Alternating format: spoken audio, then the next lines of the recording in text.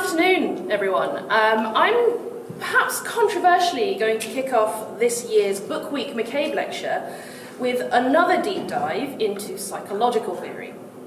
I'm not going to apologise for this, and I hope that if I can maintain your attention for the next 20 minutes or so, that by the end of the lecture you will understand why cognitive psychology is exactly the right place to start us on our journey towards a deeper understanding of the inescapable, innate and fundamental human need for literature. I'm going to ease us in with a metaphor. The human mind is a computer. In order to make this metaphor more accurate, however, I want you to picture not the sleek, cloud-connected, instant access devices that you and I use every day, something altogether more primitive, that alarmingly few people in this room will have a lived memory of.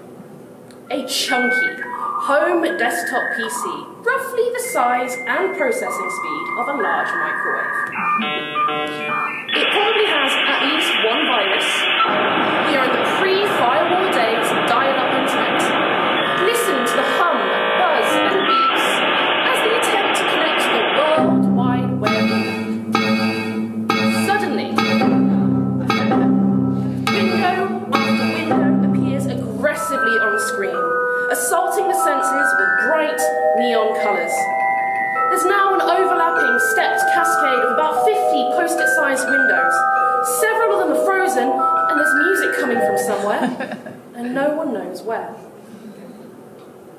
This sensory overwhelm is much like human infant cognitive capacity. A constant sensory assault in which the tiny human is bombarded with new smells, colours, shapes and concepts that they cannot make sense of. Without a system for decoding or processing this input, they attempt to comprehend it all at once. No wonder babies cry so much.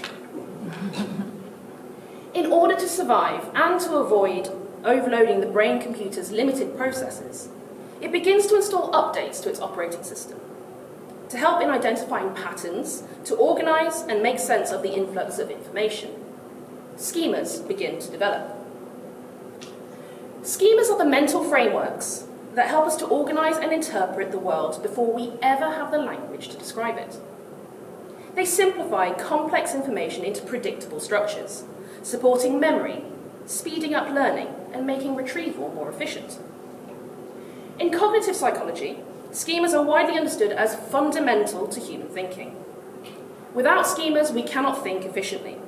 We cannot apply reason or logic, and are doomed to exist in perpetual chaos and overwhelm. Human reason is thus a purely formal mechanism to connect up and draw inferences from literal concepts, according to patterns identified and internalized within our schema. Rational thought, which is often cited as the thing that makes us cognitively superior to animals, can be viewed as nothing more than a highly efficient, algorithmic manipulation of arbitrary symbols, decoding and compartmentalizing potentially limitless simultaneous inputs of sensory data, which creates the cognitive space for us to perform the higher order thinking that makes us human. But efficiency without interpretation, without story, is devoid of meaning. According to Mark Johnson, author of The Body and the Mind, without imagination, nothing could be meaningful. Without imagination, we could never make sense of our experience. Without imagination, we could never reason towards knowledge of reality. In other words, without stories, we cannot transform information into meaning. The world consists of objects. We gather information relating to these objects, their properties, and their relationships with each other to build an objective description of our sensory experience. Picture now a table with an apple, a hairbrush, and a cricket bat on it. Each object has its own distinct properties: round, sweet fruit, a plastic paddle with bristles extending from the widened end, a heavy item of sporting equipment made of wood. Each object exists in various relation to the others. The apple is to the left of the hairbrush. The cricket bat is at a 60-degree angle to the long edge of the table. To describe this objective reality, we need a system to express and relay the concepts that can map onto objects, properties, and relations in a literal, univocal, and context-independent fashion, aka language. This example used nouns to name, adjectives to ascribe properties to each object, aiding in a schematic visualization of them. I used prepositions and angles to relay the object's relative positions to one another. My use of language aids my listeners, you, in mapping the physical objects being described. I could replace the concrete noun apple with the noun phrases round fruit or organic food product. And whilst details are added or taken away, nothing fundamental changes. But it is language now that is the method of delivery, not our senses. You do not need to have seen or experienced this metaphorical table yourself in order to visualize the description of it. The objects themselves have no inherent meaning. They exist. That is all. Using language to deliver and receive information, we have moved beyond a physical experience to one that is conceptual, figurative. One could even say imagined. So now we can conceptualize information in order to describe the world without first-hand experience. But this linguistic relay merely passes information on from A to B without interpretation.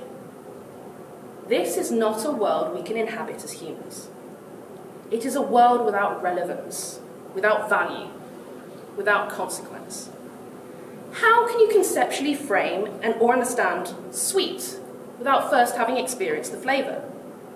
What is a cricket bat without an understanding of sport?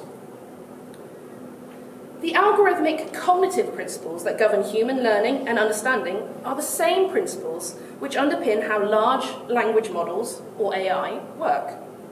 However, AI cannot truly replicate human understanding. Take, for example, the AI image generation of human beings, specifically hands. Schemas develop through repeated exposure to sensory information and the cognitive links made to categorize and sort the input. Hands aren't generally the focus of pictures, artwork, and other visual data from which the LLM builds its schema of humans. They're small, and they're not as interesting as faces, which makes pattern recognition far more difficult. Crucially, though, AI doesn't actually know what a hand is. In two-dimensional images, hands can appear in many different positions. Humans project meaning onto these appendages. Waving means greeting or farewell. Clenching a fist means anger or threat of violence. We know how a hand works, and we can interpret how it is being used from its positioning. AI, without access to knowledge, interpretation, or projection, knows how a hand appears based on an amalgamation of identified data input, informing the LLM that human beings generally have 2 hands and the accepted number of fingers is around 1,347. Artificial intelligence is so called because of the misattribution of the concept of intelligence to the comparatively simple process of pattern spotting and organization. Human intelligence brings something entirely different to the table. It goes beyond aggregating examples and actually generates structure through something Johnson terms image schema. These are considered foundational to the human ability to comprehend abstract concepts. Essentially, schemas collect and organize repeated sensory experiences. Image schemas distill from those experiences a generative structural pattern, a foundational organizing principle that shapes how meaning itself is constructed. An image schema is not the memory of many hands. It is the abstract structural pattern of hands themselves. Let's apply this to our random objects. In order to do this, we must imagine, utilizing not only our schema of lived experience, but our image schema of projected and inferential understanding. The cricket bat is owned by a 14-year-old boy. He arrives home from a match. He is hungry. He places his bat down on the table as he has to pass it to get to the fruit bowl. He picks up an apple. The red skin attracts his attention due to the contrast with the pale colour of the wall behind the fruit bowl. As he is about to take a bite, he remembers that there's some leftover birthday cake in the kitchen. He places the apple down on the table, forgetting about it instantly in his pursuit of more elite snacks. The hairbrush's presence bears no relevance whatsoever to the presence of the other objects. His sister left it there this morning, and their mother is taking a stand against her children's laziness and refuses to continue tidying up after them. Later, his sister will accuse someone of moving her hairbrush, not being able to find it as she's getting ready for bed. The cricket bat and the apple will still be there, thanks to Mum's determined standoff. That was narrative. And notice what changed. Not the objects themselves, but our understanding. Narrative is the point at which cognition acquires values, where objects become important, actions become meaningful, and choices begin to matter. This idea sits at the heart of Mark Turner's work, The Literary Mind.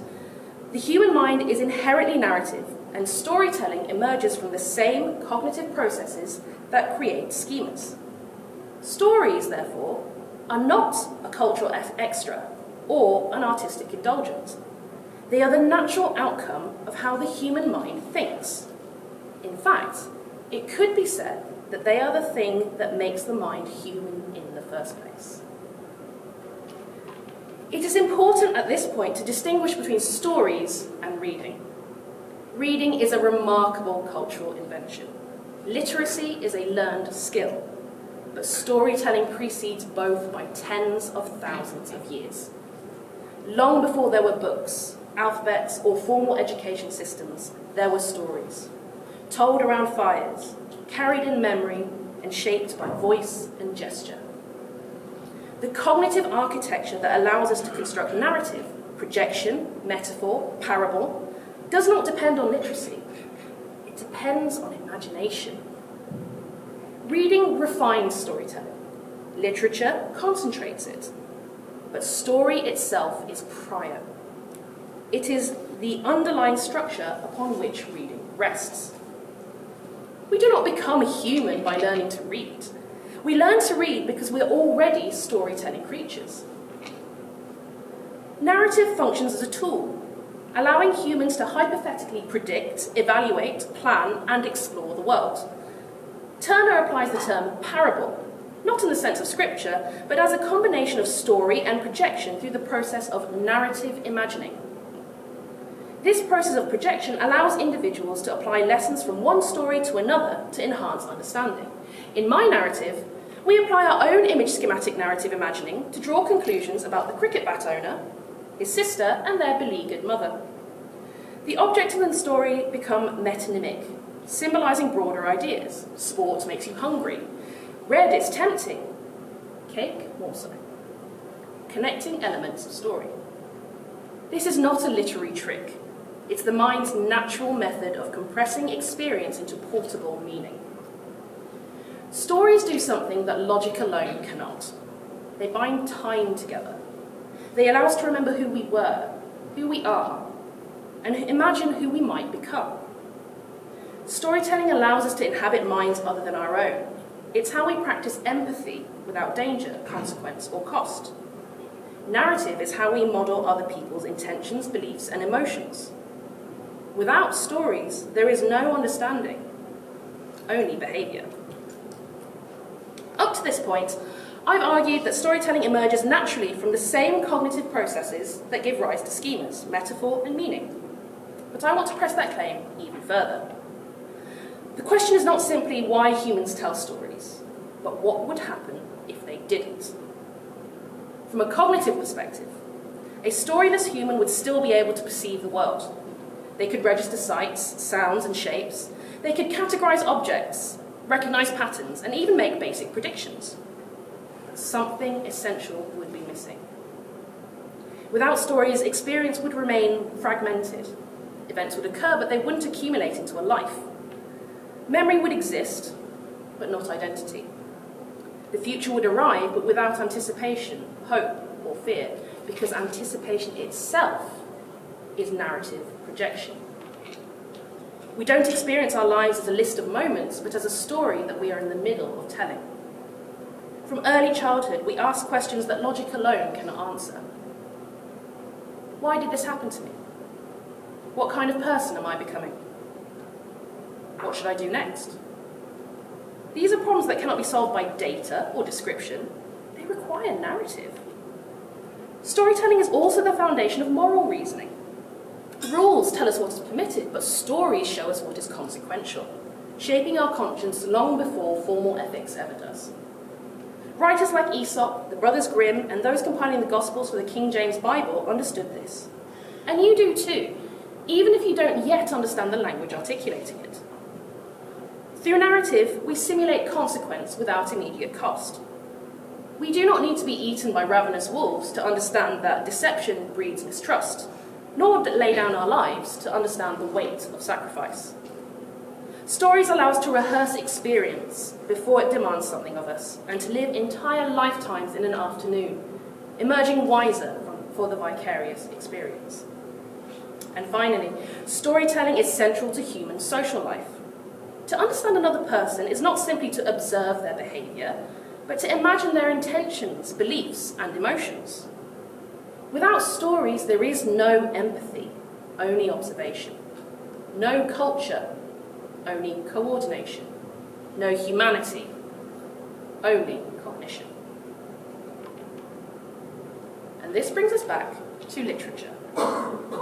In the final book of Philip Pullman's trilogy, His Dark Materials, Mary Malone is confronted with a series of sensory information she has no conceptual framework for decoding, because no human being has ever witnessed the sight before her. Human figures emerging from a hole in the air, only to disappear as if blown away by a gentle breeze. She has no schema to refer to, no linguistic system to codify it. She is approached by one of these figures who says, "Tell them stories." That's what we didn't know. All this time and we never knew. But they need the truth. That's what nourishes them. We must tell them true stories and everything will be well. Everything. Just tell them stories. That was all, and then she was gone. It was one of those moments when we suddenly recall a dream unaccountably forgotten. And back in a flood comes all the emotion we felt in our sleep.